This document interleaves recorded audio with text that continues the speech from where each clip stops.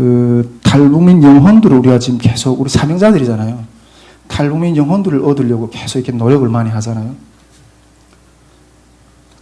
이거는 뭐 탈북민 영혼들뿐 아니라 남한에 있는 한국교회 성도들의 영혼들을 얻으려고도 똑같이 이렇게 적용되는 문제라고 생각합니다.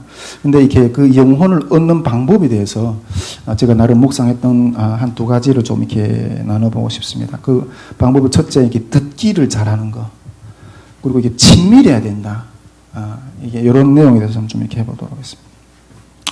우리 제가 언제부터 계속 이렇게 선포를 하고 있는데 주님은 우리 보고 이렇게 상담자가 되라 그랬거든요. 이제는 상담자가 우리 스태프들이 다 상담자가 되어야 될 줄 믿습니다. 영혼을 얻기 위해서는 이 교회가 이렇게 어쨌든 시스템이 있는데 그 교회의 뭐 주일 예배, 무슨 금요 예배, 수요 예배, 뭐 새벽 기도 뭐 이런 것도 중요하지만은 그 가장 밑에의 어떤 시스템 중에서 가장 하부 구조가 잘 돼 있어야 된다고 저는 생각해요. 하부 구조라는 게 소그룹 운동, 소그룹 모임들, 이렇게 뭐 지역, 뭐 일반 교회에서는 구역 모임이라든가 어떤 이런 부분들을 이야기할 수 있겠죠. 근데 이 하부 구조가 이게 핵심이라고 저는 생각하거든요. 즉, 이게 이 하부 구조 가운데서 이게 1대1 그 만남, 만남 속에서 교제, 이 교제가 이렇게 잘 이루어져야지 교회가 그 튼튼하게 서고 이렇게 세워져 간다고 생각해요. 뭐 일반적으로 뭐 목사님이 뭐 이렇게 강당에서 설교를 막 이렇게 내뿜는 거 이거 가지고는 목사님이 일반 성도들이 그 삶을 알지 못하잖아요. 그러니까 그걸 일일이 붙들어 줄 수 있는, 케어할 수 있는 그런 것이 안 된다는 거죠. 그래서 교회가 잘 되려면 밑에 교회의 하부 구조가 잘 돼야 된다는 거죠. 그 하부 구조 가운데서 즉 이렇게 뭐 그 1대1 만남, 이 속에서 일반 성도들의 교제, 이게 중심적으로 잘 돼야 되는데, 이게 어떤 면에서 보면 이렇게 상담의 어떤 부분들로 이렇게 들어갈 수도 있는 거죠. 예. 하나님께서 그래서 오래전부터 우리에게 이게 상담자가 되라. 어떤 우리 스태프들 다 이렇게 그런, 저도 그렇고 이런 마음을 주셨거든요. 근데 솔직히, 저도 이렇게 그 선교의 사명을 이렇게, 받고 이렇게 걸어가는 것 가운데서 좀 버티기가 쉽지는 않아요. 예, 쉽지는 않았어요. 예, 종종 이렇게 하나님이 이 선교를, 10년 동안 제가 이렇게 이 선교의 가운데서 하나님 앞에 헌신하겠다고 그러잖아요. 전에도 이야기했지만은 어떤 때는 좀 힘들 때면 지금 몇 년이지. 손가락 꼽아가요, 꼽아. 한 4년만 더 버티면 되는구나. 어떤 주님하고 약속한 건데, 지금 어떻게 부끄럽든지 간에, 이거는 내가 하나 앞에 약속한 건 내가 무조건 지켜야 된다. 어느 때는 이게, 믿음이 연약해지고 힘들 때는 그 횟수로 기다려. 하나님, 이거 몇 년 빨리 지나가게 해달라. 예, 그렇게 하기도 해요. 지금까지는 그런데 이렇게 사명 때문에 이렇게 전진을 했어요.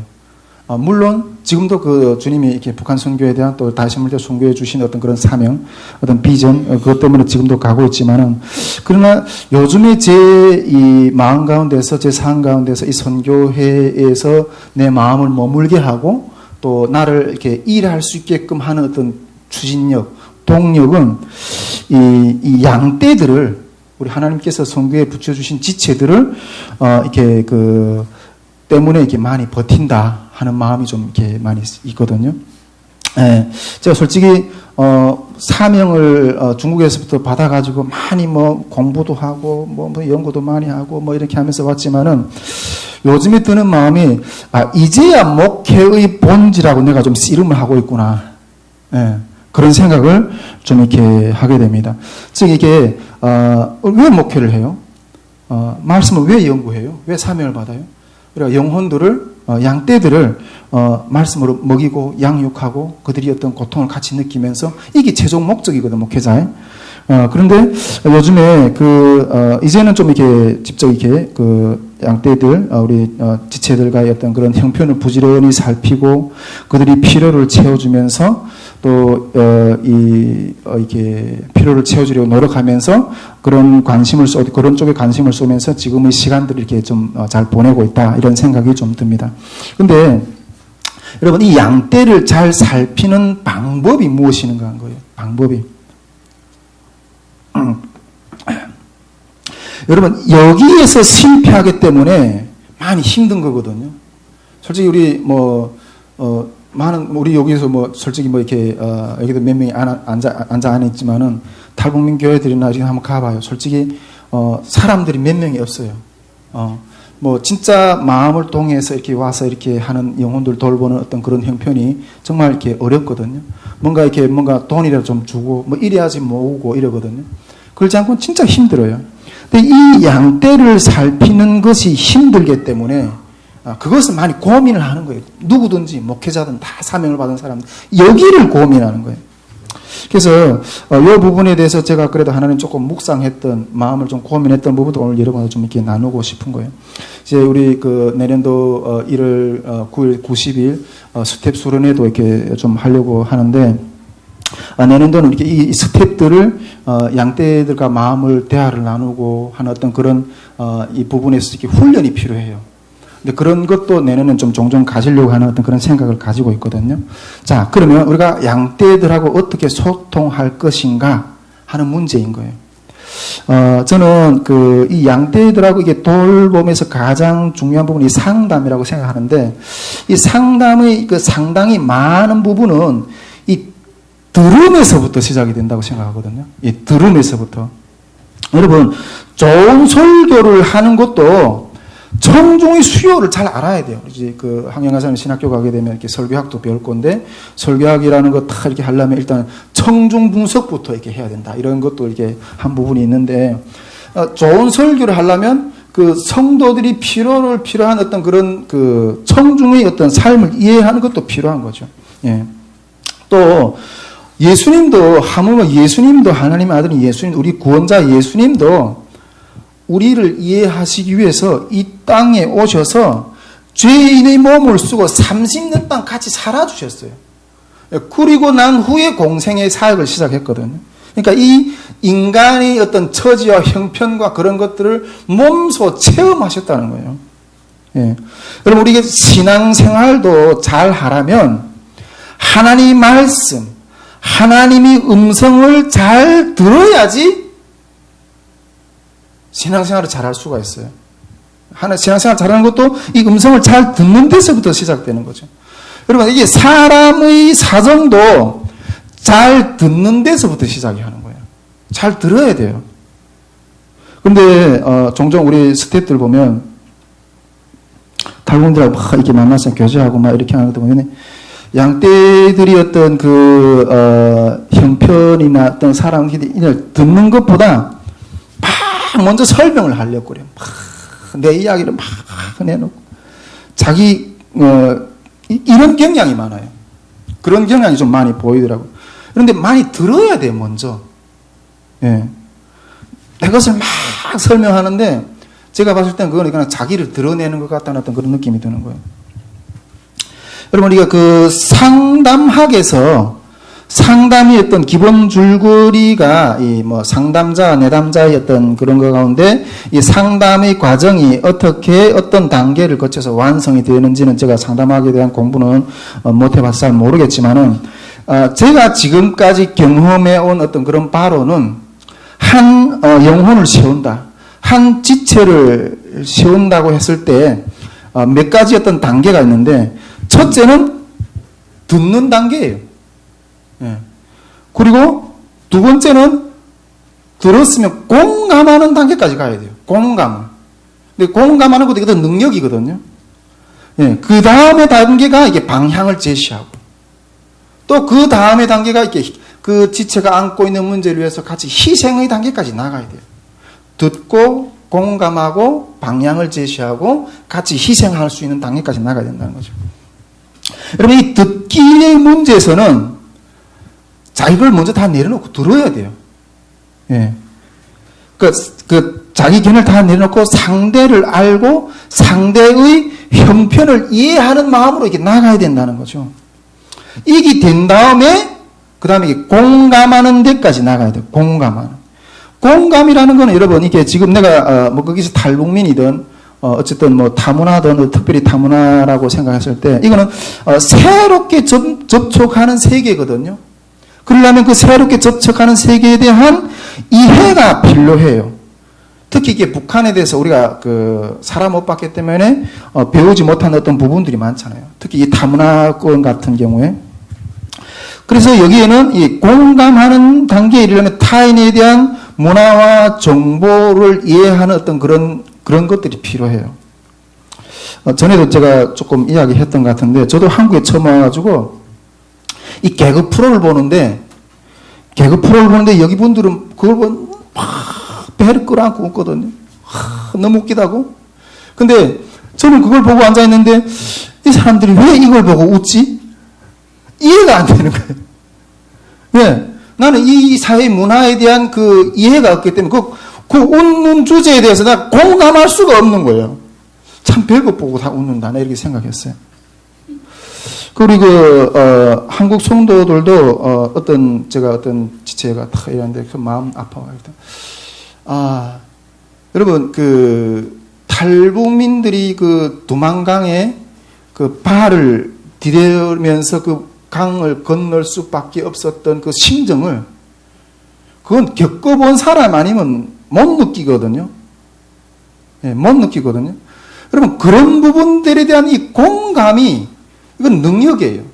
근데 어떤 때는 하나님이 은사로도 부어줄 수는 있어요. 내가 그걸 못한다 할지라도 공감이. 어떤 때는 내가 하나님이 확 기도할 때 어떤 지체의 그 영적 짐에 대해서 그냥 보여주세요. 그냥 내가 같이 아파. 그러니까 공감, 듣기를 한 다음에는 공감하는 단계까지 나가야 돼요. 그 사람이 공감하는 단계까지. 예. 그 공감이 이루어진 이후에는 이게 방향을 제시해 줄 줄 알아야 돼요. 예. 방황하는 지체도 꼭 방향. 근데 여기서 방향을 제시한다 할 때는, 물론 뭐 일반적인 어떤 그런 뭐 사회적인 어떤 그런 뭐 지혜도 전해줄 수 있지만은, 여기서는 내가 먼저 하나님 앞에서 경험해 본 것, 경험해서 이겨본 것, 내가 이렇게 당신하고 똑같은 어떤 고민이 문제 가운데서 내가 이렇게 해봤는데 나는 이렇게 해보니까 하나님이 이걸 이기게 하시더라. 이런 경험이 있어야 돼. 그거 당신도 이렇게 한번 하나님 앞에 나가봐라. 그러면 하나님이 나에게 역사하셨다는 하나님이 당신에게도 역사하실 거야. 이게 방향제시거든요. 물론 다양한 사회의 어떤 그런 뭐 이렇게 뭘 해줄 수도 있어요. 근데 하나님이 제시하시는 방향, 그것도 먼저 내가 맛본 것, 예. 이게 방향 제시의 어떤 부분이라고 이렇게 생각해요. 그리고 또 마지막에는 이렇게 희생의 단계까지 나가야 돼요. 그 지체가 가지고 앉아 있는 상담이라는 거는 그 가지고 있는 그 영적인 짐, 그래 예수님으로 네 일어날 거야, 말만 안 된다는 거죠. 같이 그 짐을 지어지는 단계까지 나아가야지 그 한 영혼이 스스로 걸어갈 때까지, 예, 도와주는, 그렇게까지 나가야 된다는 거예요. 할렐루야? 그런데 우리가 이 단계들을 다 잘 진행하는데도 중요하겠지만은, 뭐 이렇게 듣기, 그 다음에 공감, 그 다음에 방향 제시, 같이 희생해주는 어떤 그런 여러 가지 부분들이 있겠지만은, 그 중에서도 듣는 것만 잘 해줘도 한 70%는, 예, 성과는 낼 수 있어요. 70%는. 예. 여러분, 잘 들어야 문제의 본질이 파악이 되거든요. 여러분, 하나님의 뜻도 먼저 잘 듣지 않고 나대다가 왕청 같은 데 가서 방황하는 거예요. 하나님이 안에서 신앙생활 잘 하셔도 하나님은 나에게 뭘 원하시는가 하는 것을 먼저 잘 들어야 돼요. 할렐루야? 그래야 잘 할 수 있다는 거죠. 그런데 이렇게 여러분 잘 들어주기만 해도 있잖아요. 이게 듣는 거, 우리가 같이 상담하는 지체의 그 말을 잘 들어주기만 해도 치유가 일어나요. 치유가 일어나요. 요즘 우리 그 지역 모임에서 서로 같이 앉아서 뭐 식사하고 뭐 말씀 간단히 나누고 그 다음에 하는 것이라는 거는 자기 그냥 이렇게 막 골마 터진 문제들을 그냥 해서 막 시간 가는 줄 모르고 털어놓는 게 그 일이에요. 그러다가 나중에 마지막 기도 제목을 놓고 같이 기도하고 마무리하는데, 그냥 이렇게 막 자기 이야기를 막 그냥 하다가 뭔가 축 치유로 돼버려. 우리가 모아서 막 안수 기도 해준 것도 없거든. 근데 뭔가 막 털어놓다가 뭔가 뚝 나가버리고, 이렇게 뚝 막혔던 것들이 그냥 훌 열어지고, 그냥 앉아서 들어주는데 그냥 털어놓다가 막 이렇게 스스로 치유되는 역사가 막 일어나요. 이렇게 하면 돼요. 근데 앞으로 저희가 이런 팀 사역들을 많이 하나님은 또 조직해서 계속 이렇게 가려고 하는데, 저도 그런 경험을 해본 적이 있어요. 우리 지난번에 우리가 그 유승란 실장님이 와서 우리 그 경험담을 쫙 나눠주셨잖아요. 근데 이분이 제가 한국에 제일 처음에 할 때 여의도 순복음교회 고피풀대학에서 우리 구역을 맡아서 이렇게 그 지도해 주셨던 분이에요. 솔직히 제가 한국에 와서 이게 뭐 자본주의 문화도 모르고 지하철 탈 줄도 모르고 은행 업무로 가서 볼 줄도 모르고 학교에서 뭐 인간관계도 막히고 다 막히고 그냥 막 숨이 끙끙끙 막혀가지고 막 이게 인간관계도 실패하고 엄청난 모두 이게 왜 그렇게 죽을 사선을 넘어와서 어제는 이 번한 세상에 와서 이렇게 잘 살아야지 왜 죽고 요즘 자살하는 사람들도 많잖아요. 탈북민들 가운데 진짜 그 깜깜한 막막했던 그 심정, 솔직히 그냥 잠깐만 생각을 잘못 먹으면 그냥 아파트 꼭대기에서 그냥 뛰어내리고 싶을 때도 그냥 생각이 훅 지나갈 때도 있었어요. 근데 이게 뭐 털어놓을 사람이 없는 거예요. 누가 아는 사람이 있어. 그래서 그 실장님한테 그냥 전화를 그냥 계속 전화를. 그리고 뭐 한국에 나중에 조금 알아봤지만은 한국은 밤 10시 이후는 전화하면 이게 매너가 아니라고 그렇게. 근데 10시고 12시고 그냥 뭐 전화를 하면 그냥 받아주셔. 전화를 한 통 붙들면 그냥 1시간 이상이야. 그래서 그래. 그냥 속에 있는 걸 다 그냥 털어놓는 거예요. 다 털어놓는 거예요. 네, 다 털어놓는. 근데 금방은 전화하기 전까지 막 죽을 것 같은데 막 털어놓으니까 그냥 시원해져 마음이. 뭐 털어놓았다고 해서 내가 앞에 문제가 뭐 해결된 것도 아니야.